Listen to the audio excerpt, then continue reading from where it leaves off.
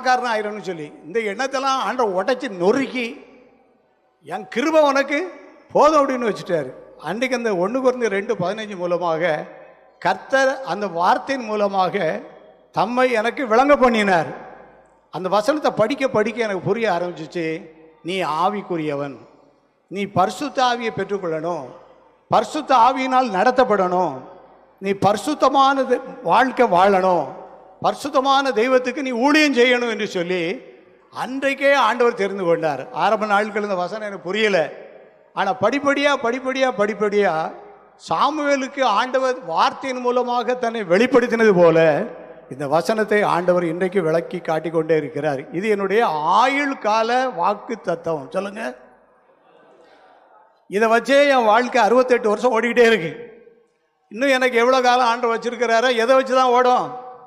நான் சாப்பிட்டதுனாலேயோ அல்லது வேறு எனக்கு வசதி வாய்ப்பு வச்சுல அல்ல, பிறகு இந்த வசனத்தை வச்சு ஓடிக்கிட்டே இருக்கிற குறையும் ஓடுவேன். அந்த வசனம் என்ன சொல்லியிருக்கு? நீ ஆவிக்குரியவன், நீ எல்லாவற்றையும் ஆராய்ந்து நிதானிப்பாய். உனக்கு ஒரு நிதானத்தை நான் தருவேன். என்னதான் நடக்கு சபையில் உன்னால் நிதானிக்க முடியும். வீடு எப்படி தான் ஓடிக்கிட்டு இருக்கு உன்னால் நிதானிக்க முடியும். சபையில் யார் குழப்பத்தை உண்டாக்குதாங்க உன்னால் நிதானிக்க முடியும். நீ யார் பேச்சையும் கேட்க வேண்டாம். ஆனால் உனக்கு ஒரு நிதானத்தை நான் தருவேன். உன் வீட்டில் ஏன் இப்படி ஒரு மாதிரி இருக்குது, அதுக்கு என்ன பிரச்சனை, அது யார் காரணம், உன்னால் நிதானிக்க முடியும். பிசாசை பற்றி உனக்கு நிதானித்து சொல்ல முடியும் என்று சொல்லி அநேகங்களை ஆண்டவர் உணர்த்திக்கிட்டே இருக்கிறார்.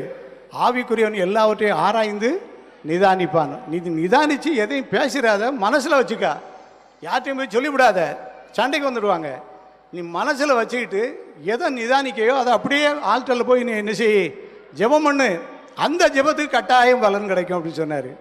அந்த வசனத்தை நீங்கள் நல்லா வாசி பார்த்தீங்கன்னா, ஆவிக்குரியவன் எல்லாவற்றையும் ஆராய்ந்து நிதானிக்கிறான்னு போட்டு பின்னால் என்ன போட்டிருக்கு பாருங்க. ஆனாலும் மற்ற ஒருவனாலும் அவனை ஆராய்ந்து நிதானிக்க, நீ எல்லாரையும் ஆராய்ந்து நிதானிச்சிடலாம், ஆனால் ஒன்னே யாரும் ஆராய்ந்து நிற்க முடியாது. நீ ஒரு காற்று, அல்லேலூயா, நீ ஒரு காற்று, காற்றுடைய கிரியைகளை பார்க்க முடியும். காற்றை யாரும் என்ன செய்ய முடியாது, அது எங்கே வீசுது எப்படி போகுது யாருக்குமே என்ன செய்யாது. ஏன்னு சொன்னால் ஒன்றை நான் ஒரு காற்றாக நடத்துவேன் அப்படிங்கிறாரு. இதுவரைக்கும் நடத்திக்கிட்டு இருக்கிறாரு. எத்தனையோ சத்துரு போராட்டம், எத்தனையோ மண்ணுடைய சூழ்ச்சிகள், எத்தனையோ விரோதங்கள், பல சூழ்நிலைகள் வந்தாலும் ஒன்றும் சேதப்படுத்தாதபடிக்கு ஆண்டவர் வழி நடத்திட்டு இருக்கிறார். காரணம் என்னன்னு சொன்னால் ஆண்டுடைய வசனம்.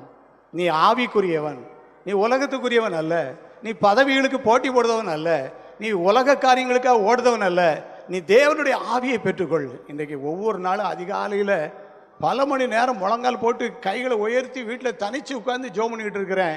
என்ன சொல்லி ஜெபிக்கிறேன்? ஆண்டவரே